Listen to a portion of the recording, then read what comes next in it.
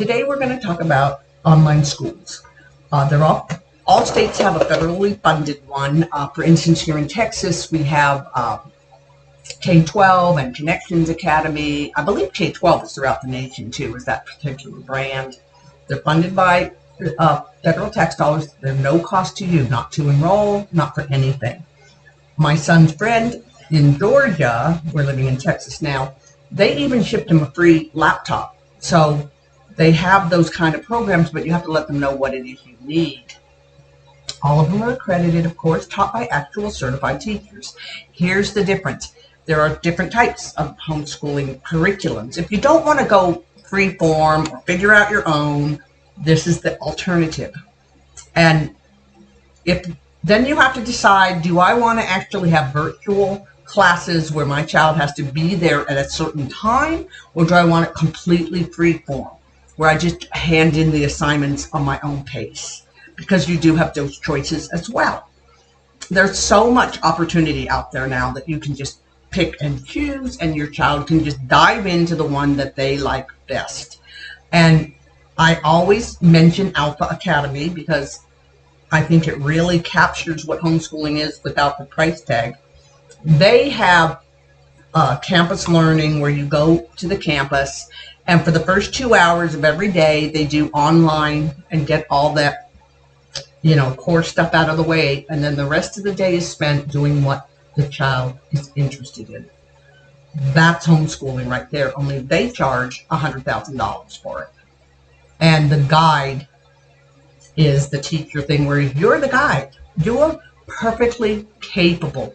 I really hate that they convince parents that they can't educate their own kids, which is ridiculous. When you do it, oh no, you can't. When someone else does it, you got to pay them. Same thing with childcare. It's like, oh, well, you're not doing anything. You're sitting home all day. But try getting someone else to sit home with your child and see how much that costs. So the culture has done a really good job of downplaying, the parents' role, the mother's role, and all that. But don't you fall for it.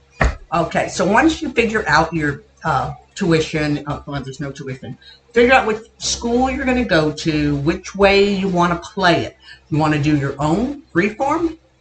You want to do some online, the whole day online, which would kind of defeat the purpose, but you never know.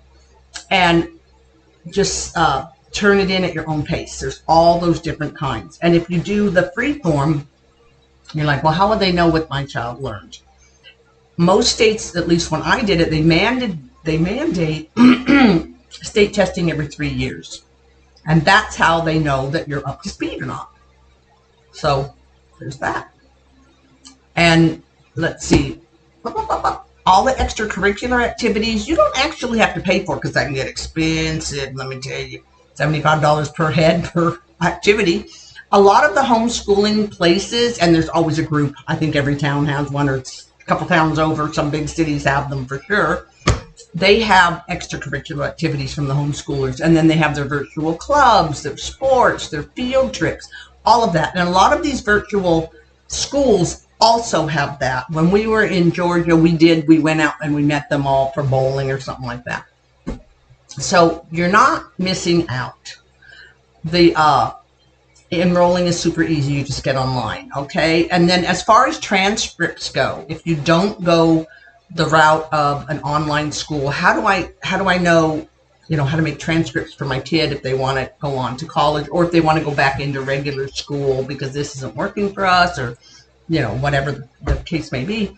You're the parent and you are legally the one that can do it. You can just write out. We had English. They learned, 3rd grade English. They learned 2nd grade math. Whatever it is, you write the transcripts. And that is legal and binding, and the schools have to accept it. You can throw any grade you want on there. It almost doesn't matter. They're going to test them anyway, especially going into college. They're going to do their, admissions test. I know right here I'm by the University of Austin, and I'm by the 2-year junior college for it too. And they have your testing before you go in. And it's not the ACT. It's not the SAT. 90% of colleges don't even look at that anymore.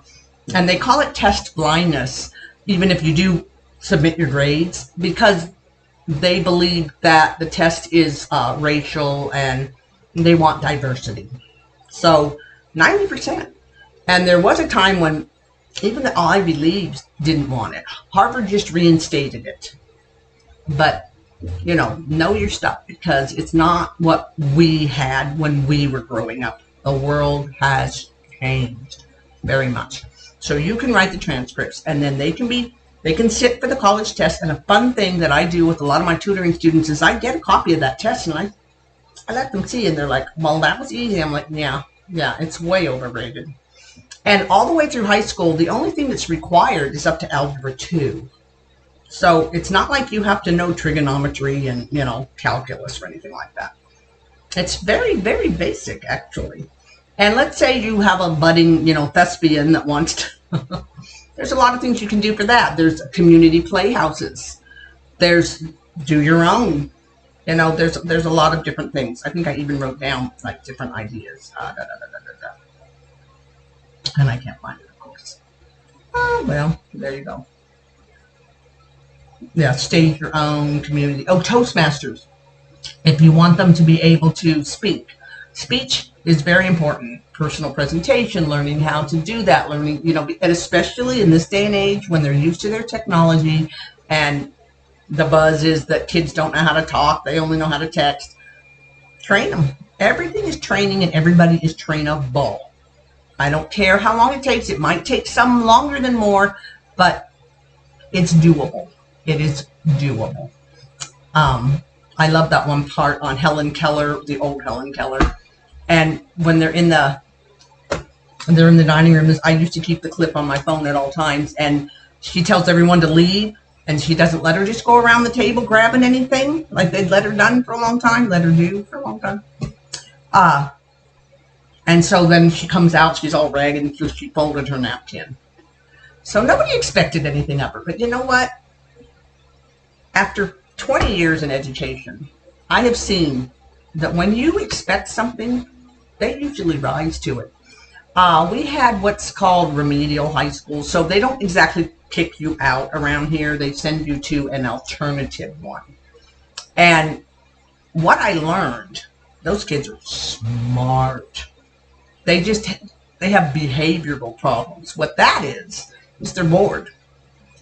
The curriculum in normal schools is geared for the slowest.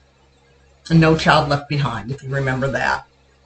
And so they spend a lot of time going over the material. Now for those of us, it's like a company meeting. Think of a corporate meeting.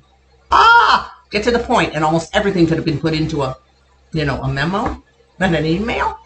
School is like that. And these kids are bored. And that's part of the problem. And the younger they are, boys' bodies, girls' bodies, they're meant to move. They're not meant to sit down for 6 hours, 8 hours. That's ridiculous. So that's why they're acting out. And then they get labeled with a behavior problem or an attention problem or whatever. And 9 times out of 10, it's ridiculous. But here's the other side of that. Schools were getting paid more for special ed students than they do for normal students. So guess what? You think that maybe label is going to get them more money? Oh, yes, it is. And it all circles back. So that's something for a whole nother video. There's so much to the education system. And I know that the parents don't know it. That's the sad part. The parents just are like, okay, I went to school. Yeah, everybody went to school that was drug-free. We got through it. That's about the limit of what we know or remember. It's a whole nother playing field now, let me tell you. So let me see. I went over the homeschooling, basically touched on a few things. You can find it online. There's 3 different ways to do it. Your own way, buy a curriculum if you want to, or there's a lot of free curriculum online too, if you don't want to attach yourself to any type of group. And then if you do attach yourself to a group, there's 2 different kinds. The one that expects you to be there, either constant or sporadic or whatever they've set up, or the one that you can just do your own pace and turn it in. So keep that in mind. All right. Then there are accelerated learning for early college. The trick that used to be was that you had to be 18, and the reason you had to be 18 was because you might hear things that weren't appropriate and this, that, but you can get into college early, I promise you. And so if you can pass that and show them the transcripts and your child really is able to read and understand, then get into college early. I highly recommend it. My son graduated at 16 and got in there. Let's see, places to learn. We already went over accelerated learning for early college. Oh, it's coming back in style, which cracks me up.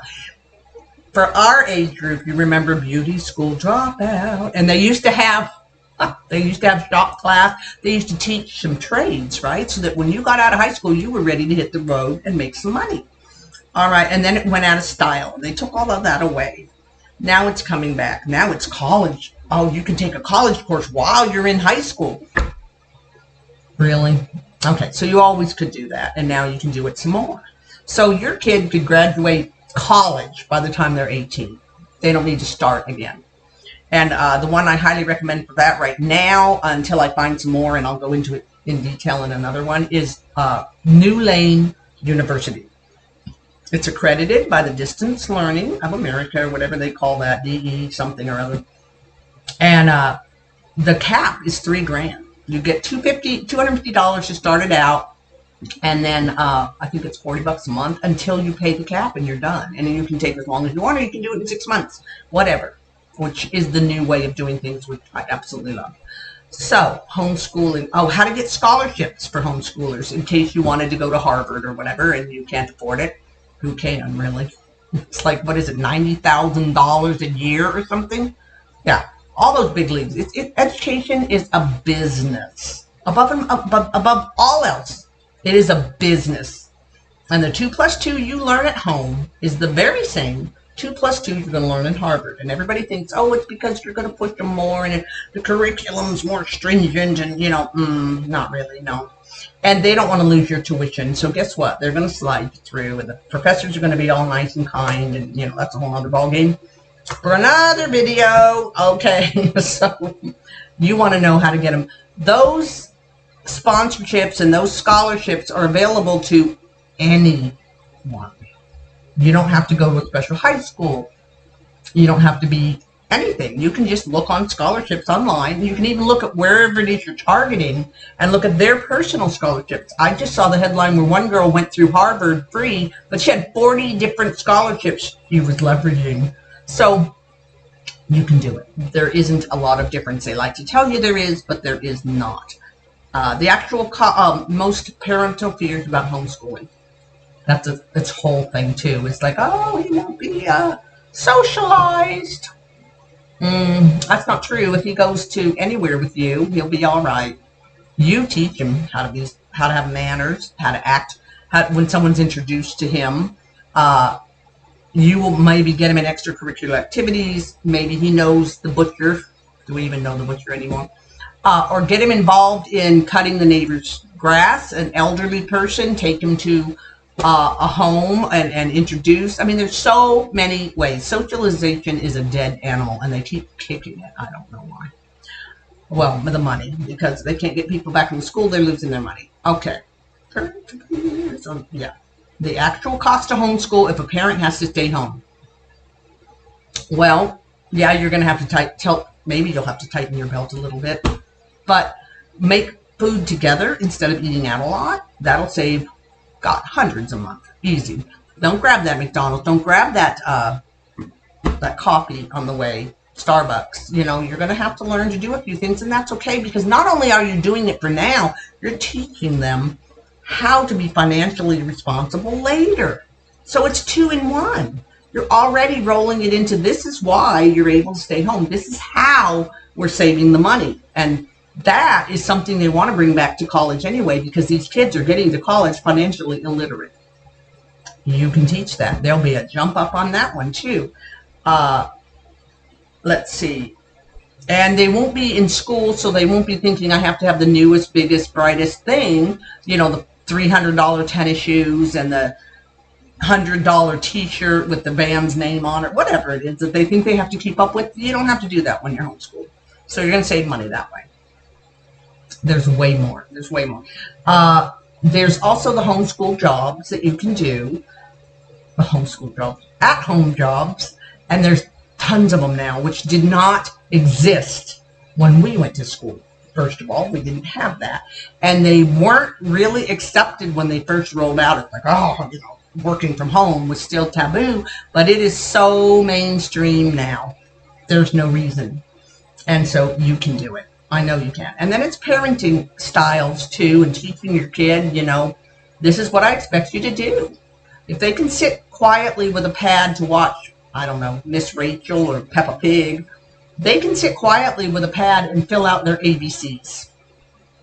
It's a mindset. It's really just understanding it's doable, and then do it. And then let's see, how do you know about their future? Well, you're going to have them in and out of college so fast their heads are going to spin. I'm just kidding. And then they'll be job ready. I highly recommend the trades. I have, when I get better at this whole technology thing, I have a picture of a nice lawyer on one side and a lineman up on the pole with his tool belt in the other. And he says, which one makes more? Everyone picks the lawyer. Not true. By the time he gets out of law school, which is actually after college, and starts making money, unless he went to Harvard, there's always an exception. The lineman's already been working for 10 years, and he's worked his way up, and they're making the same about right now. But the lineman has 0 student debt. The lawyer has a ton. The difference, it all boils down to, is prestige. It's all about prestige. Again, though, if you've homeschooled them and you've taught them values and what is truly important, that wouldn't be such a shiny object for them anyway. But it might be. And if it is, know that going in and do it. Okay. The importance of grooming and personal presentation. That's always going to be important. A lot of the job people, I have a lot of people in the business world because I used to be there, and they're saying these kids don't even know how to dress for an interview. They think that they can come with a do-rag, or they can come with their purple hair, and yes, we're diverse and we are accepting and all that, but not everyone is. Not everywhere, no. You need to present to their clients, their customers, their bread and butter. You know how to present yourself and how to talk. That's where Toastmasters and speech class comes in. All right. And that is going over an awful lot. I'm trying to keep all my videos pretty short because if you're like me, you've got a lot of things to do and you also have a short attention span. Once you've got the gist of what you need to know, you don't want filler. I get that. All right. So again, in the comments, put what you want me to go over. I do know a ton of stuff.